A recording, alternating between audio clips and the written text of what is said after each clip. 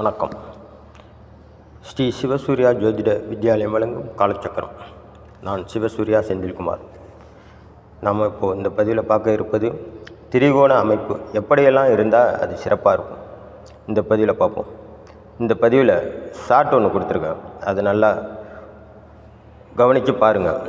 அதில் ராசி கட்டம், அம்ச கட்டம், பாவக கட்டம் 3 கட்டம் கொடுத்துருப்பேன். இந்த 3 கட்டத்தில் எதுலையாச்சும் ஒரு இதில் உங்களுக்கு அந்த ஷார்ட்டில் கொடுத்த மாதிரி 1, 5, 9 தொடர்பு ஏற்படுதான்னு பாருங்கள். அந்த மாதிரி 3ல் ஏதோ 1ல் இருந்தாலும் உங்களுக்கு கண்டிப்பாக நான் பின்னாடி சொல்லக்கூடிய பலன்கள் கண்டிப்பாக உங்களுக்கு இருக்கும். உங்கள் ஜாதகத்தை எடுத்து பொருத்தி பார்த்துங்க. வாங்க வீடியோக்குள்ளே போகலாம். இந்த மாதிரி உங்கள் ஜாதகத்தை எடுத்துங்க. அதில் லா அப்படின்னு போட்டிருக்கும். அந்த லா அப்படிங்கிறது தான் 1ஆம் வீடு. அதை 1ன்னு கணக்கில் வச்சுங்க. அதுலேருந்து 5ஆம் வீடு, 9ஆம் வீடு எப்படி தொடர்பு ஏற்படுதுன்னு பாருங்கள். அந்த 1, 5, 9 இது 3மே ஒன்று தொடர்பில் இருக்குதா அப்படின்றத பாருங்கள். இந்த லாவை 1ன்னு வச்சுங்க. அதுலேருந்து 5ஆம் இடத்தை பாருங்கள். அதுலேருந்து 9ஆம் இடத்தை கண்டுபிடிங்க. இந்த 1, 5, 9 கண்டுபிடிச்சி இது 3க்கும் இந்த ஷார்ட்டில் வர மாதிரியே தொடர்பு ஏற்படுதான்னு பாருங்கள். அதில் போய் இதே ஃபார்முலா தான், இதில் என்ன ஃபார்முலா கொடுத்துருக்கோன்னா அதே மாதிரி உங்கள் ஜாதக கட்டத்தில் அந்த ஃபார்முலாவில் தொடர்பு 1, 5, 9 தொடர்பு ஏற்படுதான்னு பாருங்கள். உங்கள் ஜாதக கட்டத்துலேயும் அதே மாதிரி ராசி கட்டம் இருக்கும், அம்ச கட்டம் இருக்கும், பாவக கட்டம்னு இருக்கும். அதில் இந்த 3 கட்டத்தில் ஏதாச்சும் ஒரு கட்டத்தில் இந்த மாதிரி தொடர்பு ஏற்படுதான்னு பாருங்கள். 1, 5, 9 தொடர்பு ஏற்படுதான்னு பாருங்கள். இந்த மாதிரி ஏற்பட்டுருச்சுன்னா உங்களுக்கு கண்டிப்பாக யோக பலன்களை இந்த கிரகங்கள் செஞ்சே தீரும். அதுலேயும் இந்த திரிகோண அமைப்பில் 3 பேரும் உட்காந்து அவங்களோட திசா புத்தி வரும்போது கண்டிப்பாக உங்களை உச்சத்தில் கொண்டு வச்சுருவாங்க. இதில் எல்லா கிரகமும் ஒன்று அந்தந்த இடத்துல தான் இருக்கணும்னு அவசியம் இல்லை. 3 பேரும் இந்த 3 வீட்டு அதிபதிகளும் இடம் மாறி இருக்கலாம். இடம் மாறினா 3 பேர் அவங்களுக்குள்ள பரிவர்த்தனையில் இருக்கலாம். இல்லை சார பரிவர்த்தனைன்னு சொல்லக்கூடிய நட்சத்திரம் 3 பேர் நட்சத்திரத்துலேயும் மாறி இருக்கலாம். 3 பேரும் மூல திரிகோண வீட்லேயும் இருக்கலாம். 3 பேரும் அவங்கவுங்க வீட்லேயும் இருக்கலாம். இல்லை மூல திரிகோணம்னு சொல்லக்கூடிய இடத்துலையும் இருக்கலாம் அவங்க 3 பேருமே. இதில் 3 பேரில் யாராச்சும் ஒருத்தர் உச்சம் பெற்று 2 பேரை பாற்றாலும் சிறப்பாக இருக்கும். இந்த மாதிரி ஒரு அமைப்பு உங்கள் ஜாதகத்தில் ஏற்பட்டுருச்சுன்னா, ராசிலேயோ அம்சத்துலேயோ பாவகத்துலேயோ இருந்துருச்சுன்னா உங்கள் வம்சம் சூரிய வம்சம்தான். அதாவது இதுக்கு ஒரு உதாரணம் சொல்லிட்டு வர்றேன். இது எதுக்கு ஒன்றுக்கு ஒன்று தொடர்பு ஏற்படணுன்னா, இந்த 1ஆம் இடம் அப்படின்னு சொல்லக்கூடியது ஜாதகர், 5ஆம் இடம் அப்படின்னு சொல்லக்கூடியது அப்பாவுக்கு இருக்கக்கூடிய இடம். அதே மாதிரி 9ஆம் இடம் அப்படிங்கிறது தாத்தாவை குறிக்கக்கூடிய இடம். இந்த 3 பேரும் ஒன்று தொடர்பு இருக்கும்போது இந்த 3 பேருமே ஒருத்தர் விட்டு கொடுக்காமல் வாழ்வாங்க. தாத்தாவை காணும் அப்படின்னா பேரன் தேடுவான், பேரனை காணுன்னா தாத்தா தேடுவார். அப்பாவை காணுன்னா பேரன் தேடுவான். அதே மாதிரி இந்த ஜாதகரை காணும், அப்பாவை காணும் அப்படின்னா தாத்தாவும் பேரனும் அப்பாவை காணும் தேடுவாங்க.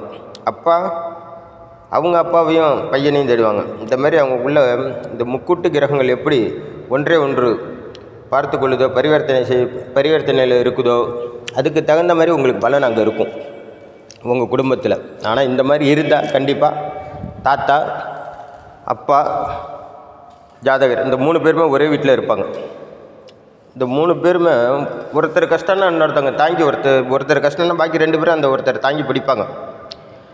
அதுக்காக தான் இந்த ஜாதகத்தில் லக்கணம், திரிகோணம் இது 3 ஒன்று தொடர்பில் இருக்கணும்னு சொல்கிறது. இதுதான் வாழ்வியல்லையும் எப்படி அப்பா, பிள்ளை, பேரன் இவங்க 3 பேருக்குள்ள ஒரு சின்ன காயம் ஏற்பட்டால் கூட எப்படி பாக்கி 2 பேர் துடிச்சு போகிறாங்க. அதே தான், அதுக்காக தான் அந்த கட்டத்தில் ஒன்று தொடர்பு ஏற்படணும்னு சொல்லக்கூடியது. இந்த மாதிரி அமைப்பு இருக்கிறவங்க மகாலட்சுமி யோகத்தை பெற்றவங்க.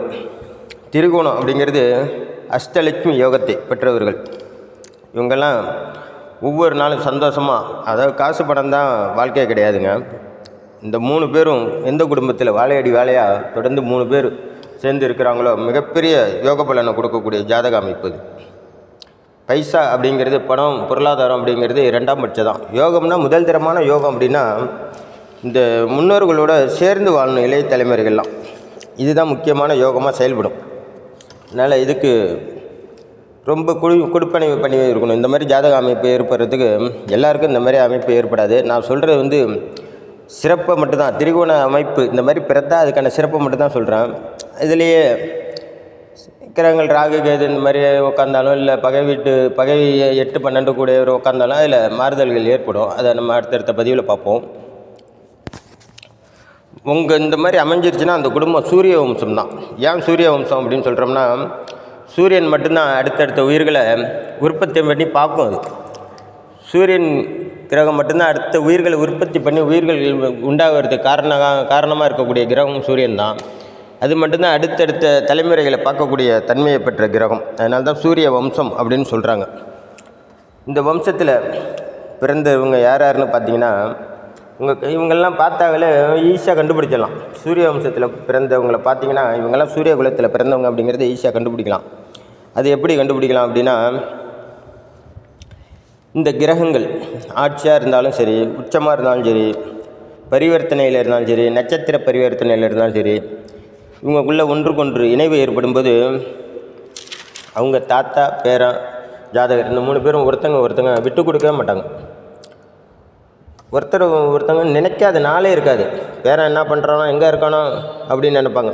அப்பா ஐயோ தாத்தா என்ன பண்ணுறாரு அப்படின்னு நினைப்பாங்க. அப்பா பிள்ளைங்க என்ன பண்ணுதுன்னு அப்பா நினைப்பார். பேரன் தாத்தா அப்பாலாம் என்ன பண்ணுறாங்கன்னு நினைப்பாங்க. தாத்தா பையன் பேரன்லாம் என்ன சாப்பிட்டானா படுத்தானா என்னான்னு இந்த சிந்தனையிலே இருப்பாங்க. ஆயிரம் தான் அவங்களுக்கு வேலை இருந்தாலும் இவங்க இந்த 3 பேரும் ஒருத்தங்களுக்கு சிந்தனை, இவங்க 3 பேர் சிந்தனை ஓடிக்கிட்டே இருக்கும் ஒருத்தங்க மனசில். இவங்க 3 பேருமே இணைந்தே தான் எல்லா விஷயத்துலையும் செயல்படுவாங்க. ஆனால் வெளியில் தெரியாது. இவங்க 3 பேரும் இணைந்த கைகள் மாதிரி தான். எந்த ஒரு பிரச்சனை வந்தாலும் இவங்க 3 பேரும் நின்று சமாளிச்சிருவாங்க எல்லா பிரச்சனையும். இதுக்கு ஒரு உதாரணம் நம்ம வாழ்கிற காலத்திலேயே சொல்லணும். ஒரு சிம்பிளாக நீங்கள் புரிஞ்சுக்கணும் அப்படின்னா, இதுக்கு ஒரு உதாரணம் சொல்லணுன்னா, நம்ம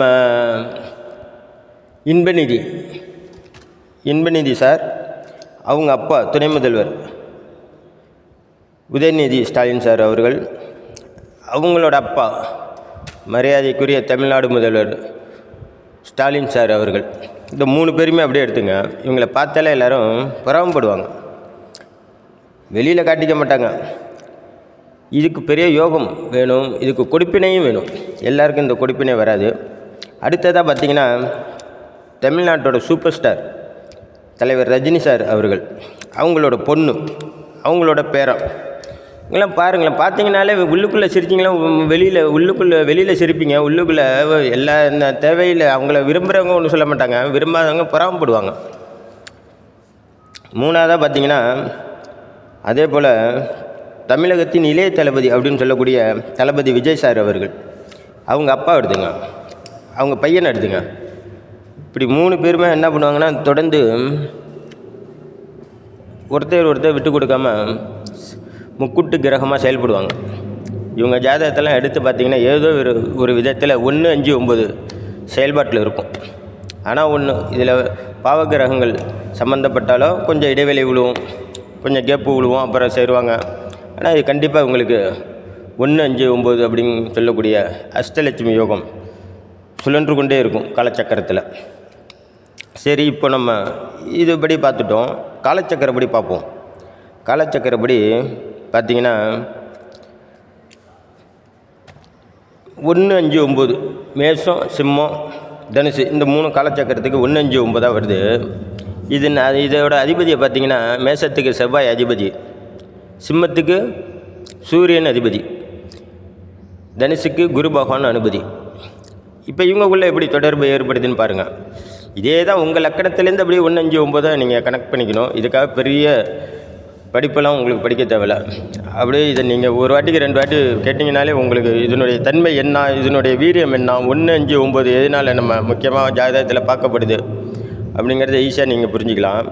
இப்போ மேஷ வீட்டுக்கு அதிபதி செவ்வாய், செவ்வாயோட அதிபதி பார்த்திங்கன்னா குழந்தை, யார்? முருகப்பெருமான். 5ஆம் வீட்டுக்கு அதிபதியை பார்த்திங்கன்னா சூரிய பகவான், அவரோட அதிபதி யாருன்னு பார்த்திங்கன்னா சிவபெருமான். அங்கே அப்பா யாருக்கு முருகனுக்கு அப்பாவாக வந்துடுறாரு. அப்படியே 9ஆம் இடத்துக்கு வந்தீங்கன்னா குரு பகவான் தனுசு ராசிக்கு, அதனுடைய அதிபதியை பார்த்திங்கன்னா குரு பகவானோட அதிபதி தட்சிணாமூர்த்தி, யார் முருகப்பெருமானுக்கு தாத்தாவாயிடுறார். அப்போ குரு பகவான், சிவபெருமான், தட்சிணாமூர்த்தி, முருகப்பெருமான், சிவபெருமான், தட்சிணாமூர்த்தி, இவங்க 3 பேர் தான் காலச்சக்கரத்தை இயக்கக்கூடியவங்க. 1, 5, 9 தான். ஆமாம், இந்த அடிப்படையில் தான் திரிகோண அமைப்பு செயல்படும். இது மாதிரி நீங்கள் நல்ல விஷயங்களை தெரிஞ்சுக்கணுன்னா நம்ம சேனலை சப்ஸ்கிரைப் பண்ணி பெல் பட்டன் அழுத்தி. நன்றி, வணக்கம். நல்லதே நடக்கும்.